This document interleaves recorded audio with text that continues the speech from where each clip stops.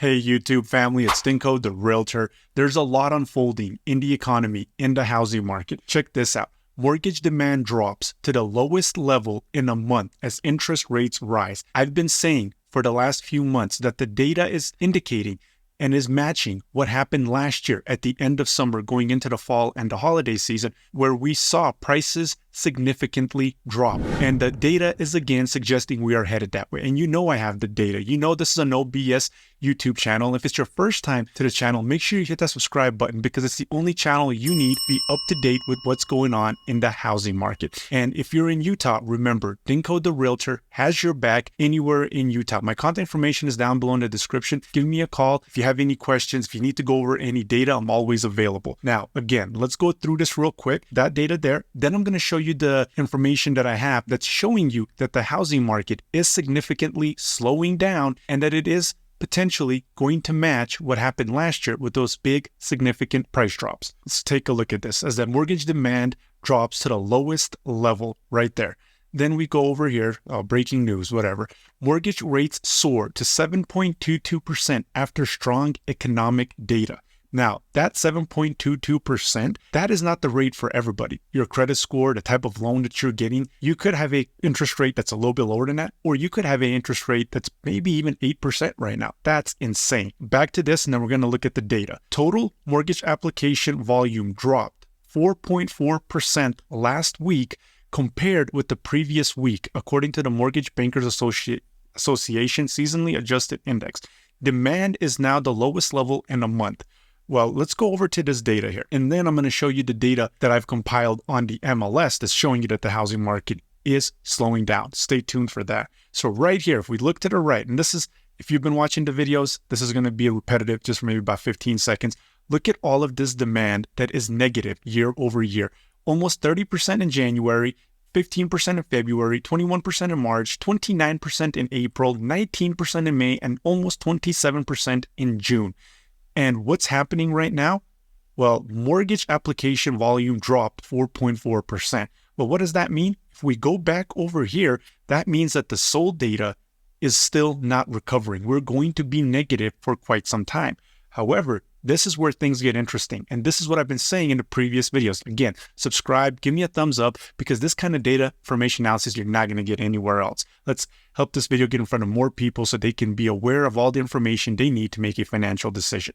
July, right here, if you take a look, this is in 2022 that I just highlighted to the left. That is the first bad month in 2022.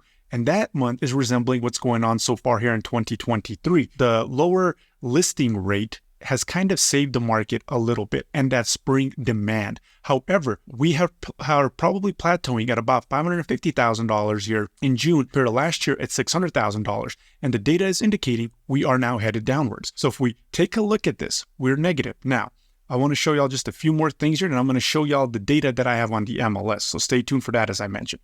Right here, this is going to be real quick, and we're almost there. Look what's going on with the interest rates. And I've been saying, pay attention to the interest rate, what's going on with the economy, because the Fed is stuck between a rock and a hard place. The economy is going to hurt a little. They are talking about a recession. However, they can't stop the fight against inflation because then the economy will start overheating again, and then we're going to be headed to a disaster. They have to figure out how to do things, but it's really hard. Right here, look at this. This is where the market was struggling tremendously. And let me just pull this down a little bit. There we go.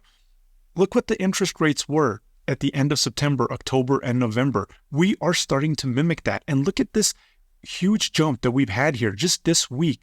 It went from 7.04, so essentially 7%, all the way to 7.22%. And again, if your credit score is not 740 or above, your interest rate on a conventional loan is going to be higher than that. Your credit score has things that it plays, the type of loan you're getting, if it's a VA, an FHA, or a conventional. There are a lot of things in play that would make your interest rate even higher than that. That's why you're seeing mortgage applications drop. And that's why you're not seeing the sales that are mimicking what happened last year. That's why you're seeing that negative sales year over year. Now, this is the 10-year. This is what you can follow to know what's going on with interest rates. It doesn't directly impact interest rates, but it's the most thing that we have that is comparable to the interest rates that kind of goes in line. And so far, it's essentially been, apples to apples.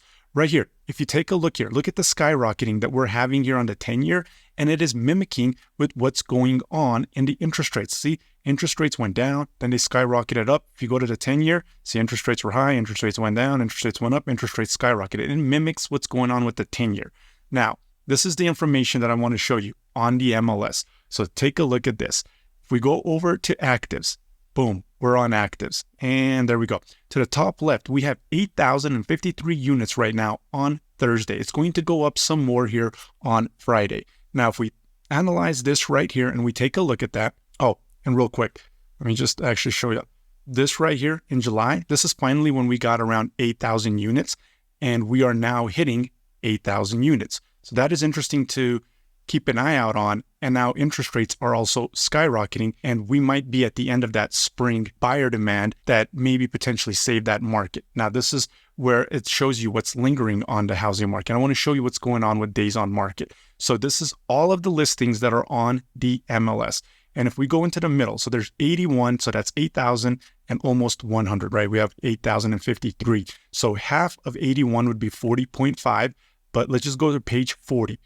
If we go to page 40, look at this right here, 45 days on the market. That means that 50% of the houses are almost on the market 50 days. 1 out of 2 houses is on the market for 50 days. It is mimicking what happened last year. This is how it started. It all of a sudden started where the actives were showing the median on that part, like I showed y'all, that the active median days on market is going up, that there's a big discrepancy. That's what it's showing right here, right now. Now, let's take a look at this and see how many houses are, let's say 90 or like 100 days over the on the MLS. Let's go to page 22.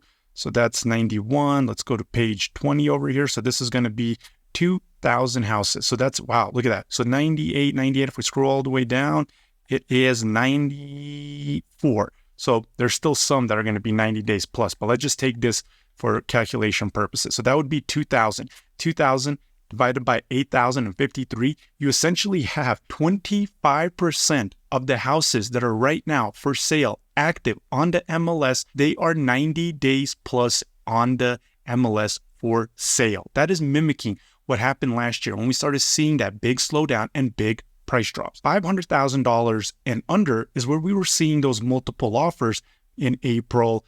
So let's just kind of take a look here. That's where the market was really kind of heating up. So here to the left, there's 2,675 of those houses.